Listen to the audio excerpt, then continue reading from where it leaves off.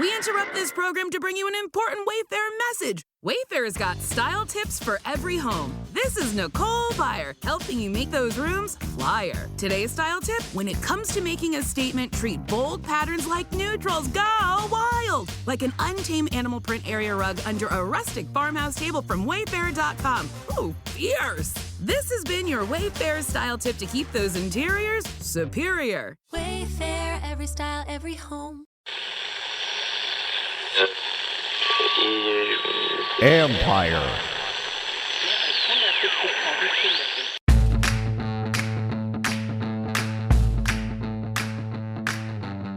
Hello and welcome to my podcast. Do me a favor, subscribe to the John Conn Report wherever you get your podcast. Also, don't forget you can read my work on ESPN.com. I'll have a story up later this week about the Commanders offseason, where things stand now. In a minute, I'll be joined by Mike Jones from The Athletic as we discuss the Commanders from a national perspective, but also kind of looking at some of the other NFC teams. Also, a story that Mike wrote a week or so ago about the owners, not just Josh Harris, but all the owners in the NFL, where Josh Harris stands as far as his desire to win. We kind of go down that road. Jaden Daniels, and why Mike likes what they've done this offseason. So stay tuned for that. And also, I will be back on Thursday with another episode, so join me there. Anyway, that's it for me, folks. Here's my conversation with The Athletic's Mike Jones.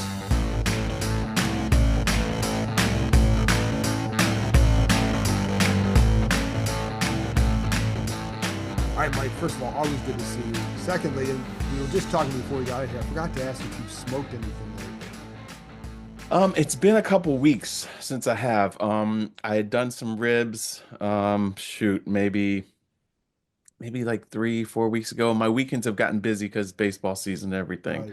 Right. But I did smoke some ribs. I think it was like the week after the Super Bowl when I got back, and it was like a quiet week. But it's been kind of hard. I need to, I got that itch for sure. It's the weather starts, the hard part sometimes with the smoker, like we get so much wind out here that it's really hard to maintain temperature. And so, I haven't done anything, I think, in a few weeks. I think the last thing I did was chicken wings.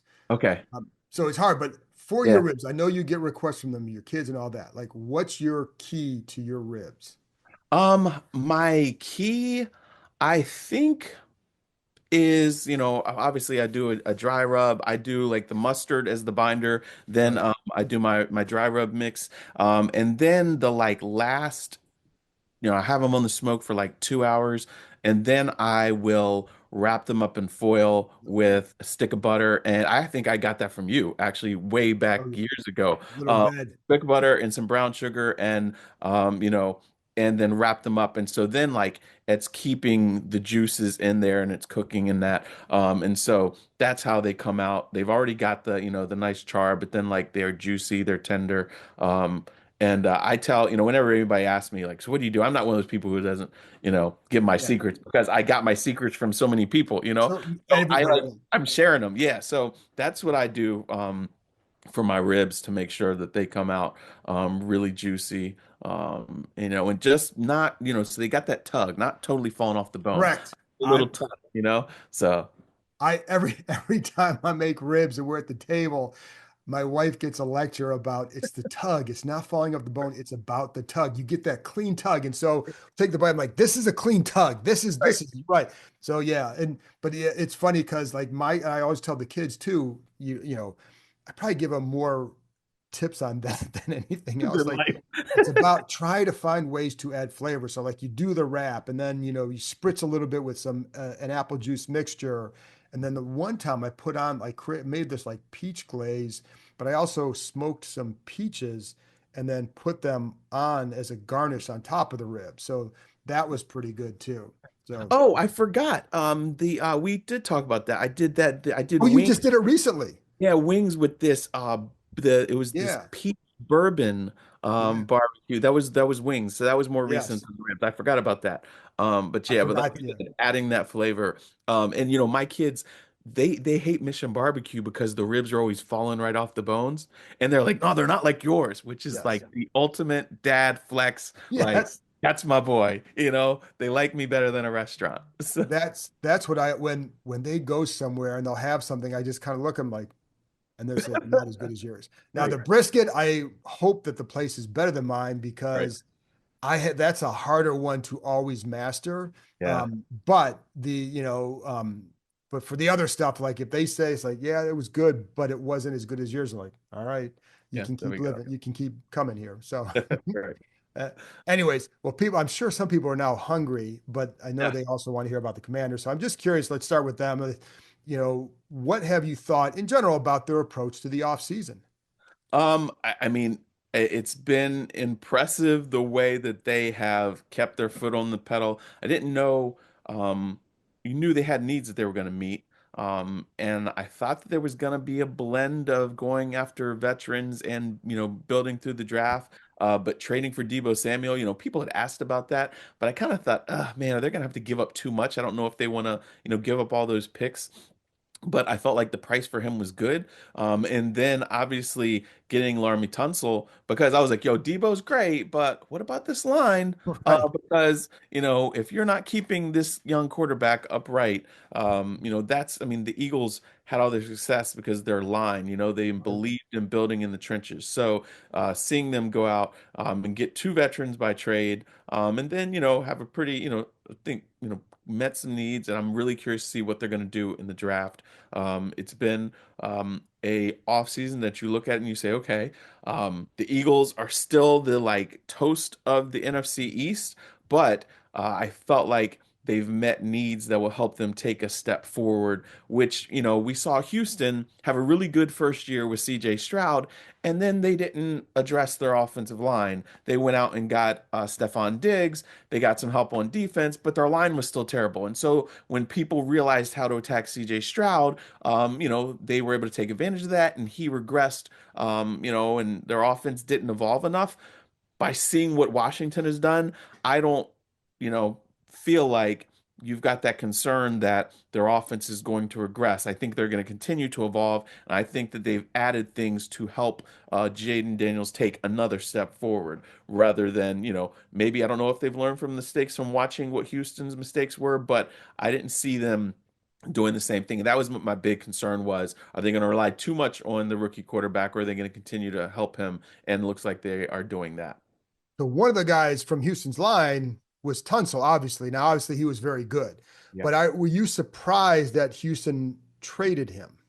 Yeah, I was, because I know that they were like looking at the financial aspect, but I felt like his cap number was pretty manageable for this Mm. year, and that they could have done this next year. They could have kept him this year, continuing to add to the other pieces, and then trade him next year. So I was very surprised by that. I mean, Cam Robinson is, a like Mm. a downgrade, Yeah. for sure. And now look, they still could use a first round pick on a left tackle, but you're gonna, a rookie for the most part is gonna take some lumps. And I just felt like, as important as protecting CJ Stroud, they gave up, I think it was 58 sacks, second most in the league. And then you're gonna take his blindside protector away. Not smart seeming. Maybe it'll all work out. But yeah, so for Washington, to get, and look, we saw, Adam Peters was in San Francisco when San Francisco went out and got Trent Williams from Washington, and now Adam Peters is taking a page from that playbook and getting a veteran left tackle, to protect his young quarterback. So I thought that was a good move. What have you heard from people? And I don't know how many discussions you've had about people about this team specifically, but about like Debo and Tunsil in particular, about how much help they can provide based on, obviously Tunsil's been still very good and Debo is kind of gone, the numbers have gone down. Right. But what have you heard from people about what they're anticipating from the benefits of adding those two? Yeah, well, I think the thing is, okay, so yes, Debo's numbers have gone down some, but you don't need him to be your number one, Right, right. because you have Terry McLaurin, and he is going to take pressure off of Terry, but Terry is still there. But Cliff Kingsbury is very creative. He's going to be able to use Debo in a variety of ways. And, look, is he going to be impactful? And hopefully, does he have, 1,000 receiving yards and, a bunch of rushing yards? Will we see him use exactly the same? I don't know, but I think the capability is there. But again, because you have Terry on that other side there, I don't think that they'll be as dependent on him as what San Francisco was. Now, Washington still, are they totally satisfied at running back? Is tight end, can they get another young tight end to help there as well? Is there somebody that they can get to help stretch the field a little bit more? Those are some questions that came up when I was asking around about them, but this is definitely a good step there. And then, Tunsil definitely was a big need and should, be fine, should still have a good amount of football left in him to help this offensive line. So do you, again, like, sometimes you get in this little insular window or, a bubble of with covering a team, as you know, but because you have the national perspective, do people look at this as still like, hey, they're building and they've improved? Or, I mean, I know, listen, we got 5.5 months, 6 months till games are played, but this is all we have to talk about now. Yeah, well, I did a project last week where I was taking a look at teams' needs and what they did and what it says about ownership. Right. Because I was talking to some people and they were talking about some teams and they were like, they just don't really want, I don't really know if they want to win because the owner is not signing off on this move, or this move was not made because this owner was afraid of this perception. And so while they were hurting themselves. So I started asking around about other owners, and the consensus I got back from multiple people is that Josh Harris wants to win. They're like, well, look what he's doing. Look what he's signing off on. He is giving them the green light to stay aggressive, to meet the needs that they need, not just be like, okay, well, that was great. We're going to be patient and build through the draft. Not like they're going out and playing fantasy football Dan Snyder style, but they're going out and getting smart pieces. And Josh, Harris got high marks from his players in their survey about what they perceive about whether he wants to win. And then the people I talked to in front offices and agents felt like Josh Harris definitely is reflecting that hunger and that Washington is going out there and doing what they've got to do to continue to take steps forward. And that was a little thing where you separated them by tiers, right? It was it's about what? About a half dozen teams where people thought the owners wanted to win, something like that. It wasn't a ton.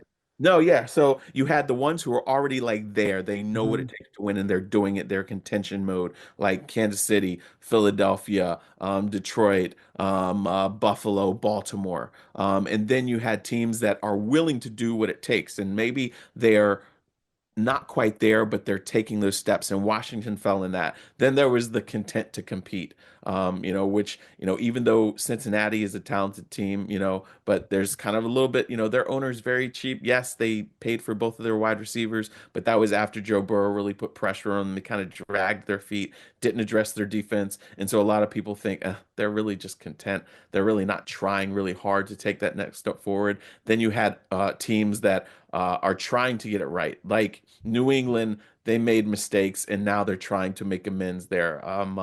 The Raiders are a team that are trying to get it right. And then you have teams that are stuck in struggle mode who just their owners can't get out of their own way or are absolutely clueless, like Dallas or like Jacksonville or even Atlanta. They're holding on to Kirk Cousins because Arthur Blank, I was told, is worried about the perception of paying $90 million for 1 year of Cousins. Well, he's a backup now, and you could be using that money for something else. But, so he got criticisms from people around the league when I talked about this too. But those were the tiers. And so for Washington, it looks like, they're on the right track and they've got a lot of respect around the league for what they're doing.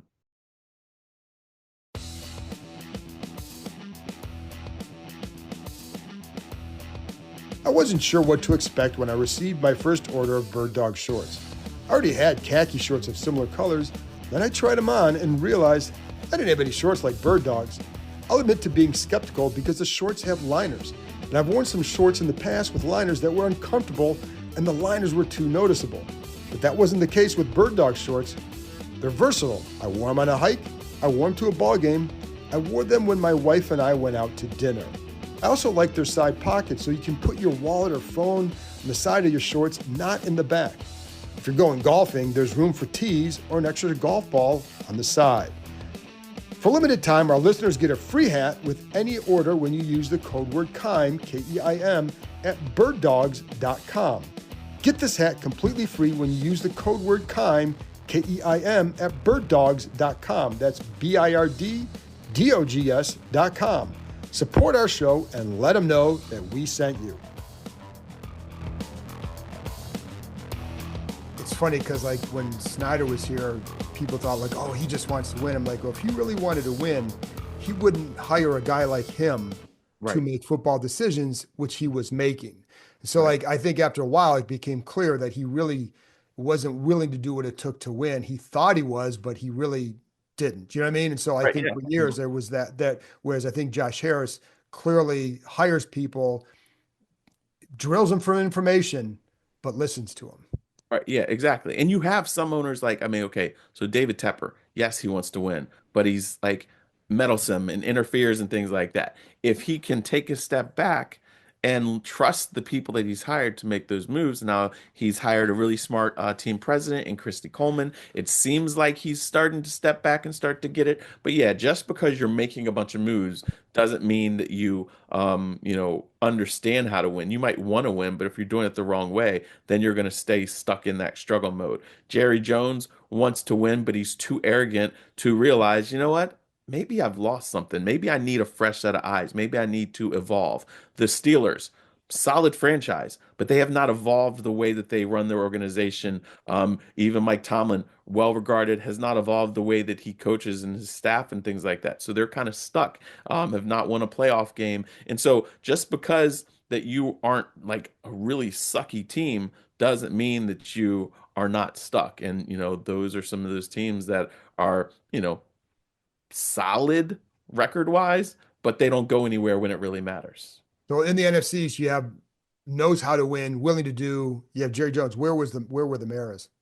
The Maras were stuck because look, they didn't want to pay Saquon Barkley. They gave that money to Daniel Jones. Now, their GM has not really shown that he knows how to turn this thing around, and John Mara is letting him run it back again, partly because he's cheap and doesn't want to pay two general managers. And so the Giants are very much stuck, and this is a bad year to need a quarterback, and they're got their fingers crossed that somehow Aaron Rodgers comes, even though it doesn't look like it. And so they went ahead and got Jameis Winston.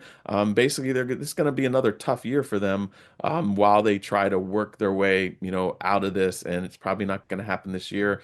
Maybe next year they'll be able to start seeing some light, but they're stuck as well. Now the Eagles, obviously, because again, that's who.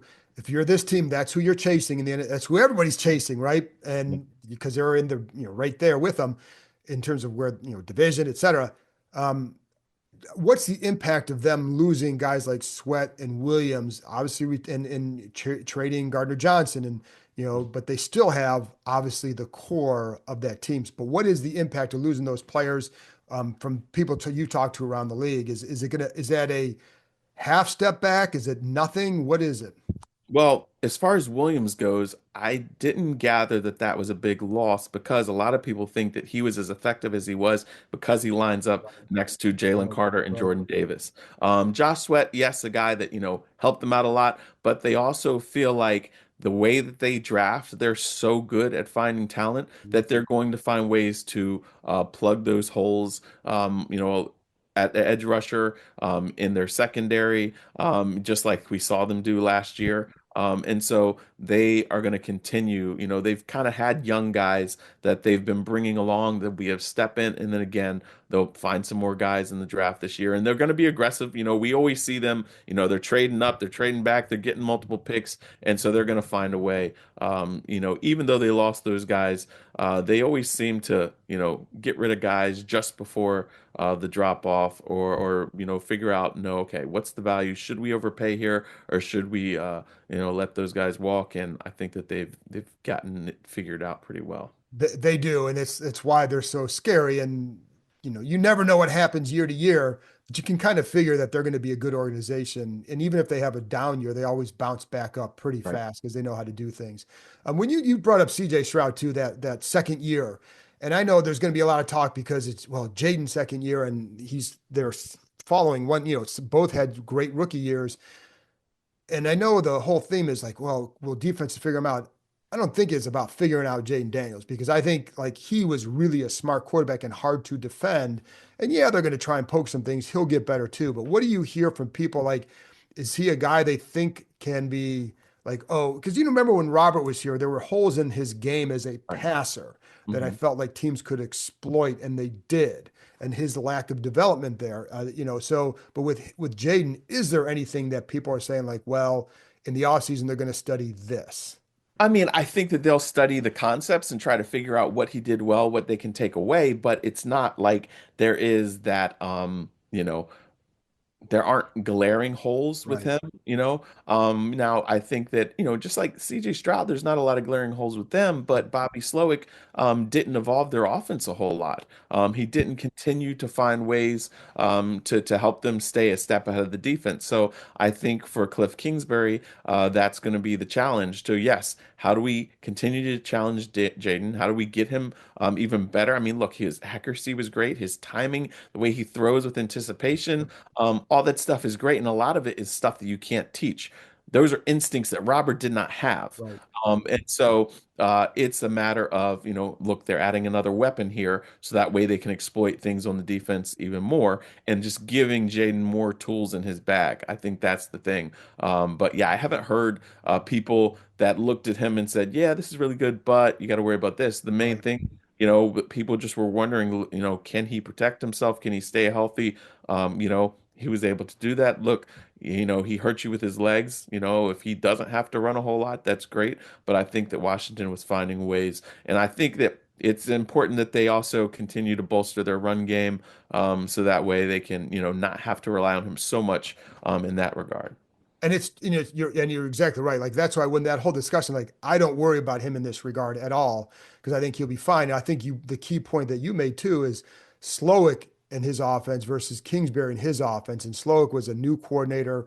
Kingsbury's been doing this a while, and so he has evolved his offense throughout his entire time in the NFL. So Right. I don't worry about him at all either. I think that's the right combination for Daniels. What's your biggest question still with this team then? And I again, mean, I say that knowing we still have the draft. There's still a right. long way to go, but as we talk on March 24th.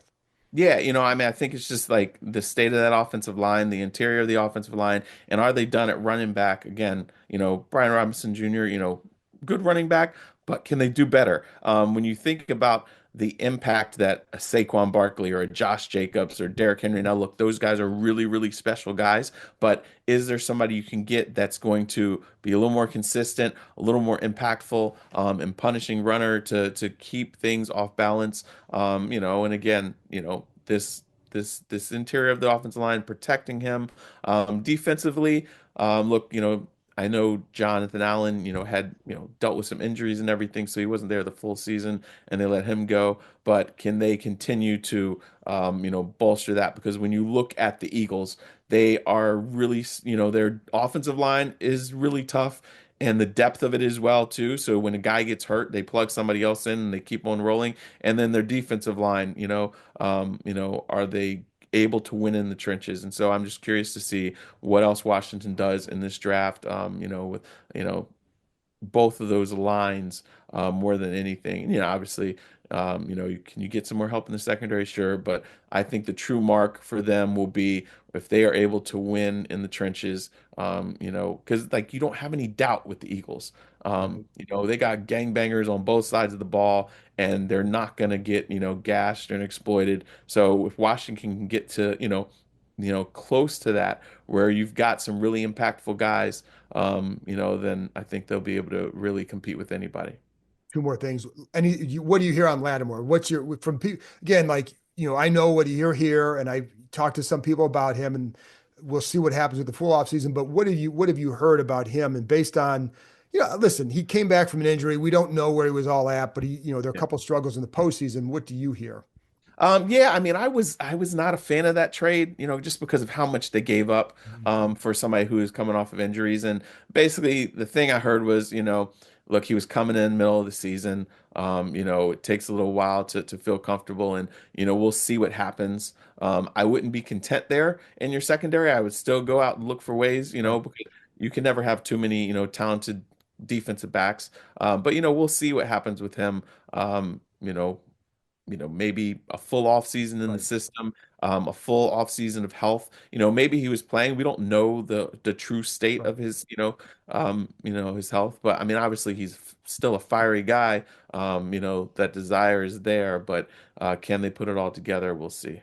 Last thing. So when we had Debo Samuel on the press Zoom the other day, he said a phrase that I even talked about this in my podcast Monday, that just like, it's still surreal. He's like, somebody asked, why'd you sign here? He goes, well, I like winners. So you were around this franchise a while and you covered it for a long time. Is it still, do you still look at this like, I can't believe how quickly things have changed? Yeah, I mean, it's look, we had 2012, and it was only like the second half of Yeah. 2012 where it was like, wow, and you could, people were starting, I remember, like they were starting to believe in that locker room.